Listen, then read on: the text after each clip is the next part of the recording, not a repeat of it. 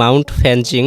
এই জায়গায় পৌঁছানোর জন্য যে কোনো নির্ভীক দর্শনার্থীকে 800 এর বেশি ধাপ উঠতে হবে, যা কোনো সহজ ব্যাপার নয়। এটি সাধারণত একটি মন্দির। মাউন্ট ফ্যানজিং অবস্থিত এই মন্দির চীনের দক্ষিণ পশ্চিমাঞ্চলীয় হুইলিং পর্বতমালার উপরে অবস্থিত, কোনো সাধারণ জায়গায় নয়।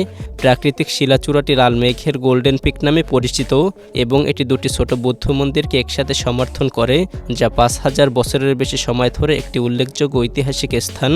আপনি কল্পনাও করতে পারবেন না যে বৌদ্ধরা কীভাবে সেই আদি মন্দিরগুলিকে পাহাড়ের চূড়ায় তৈরি করার সময় প্রয়োজনীয় সরঞ্জাম উপরে তুলেছিল, যা আজও সবার কাছে একটি রহস্য রয়ে গিয়েছে, যেখানে একটি মানুষের পিঠে একটি ব্যাগ নিয়ে উঠতেই কষ্টকর হয়ে ওঠে।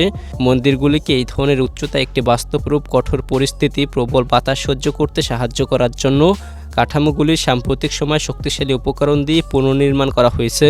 আজকাল জায়গাটি ড্রোন ক্যামেরা উৎসাহীদের জন্য একটি বিশেষ প্রিয় স্থান।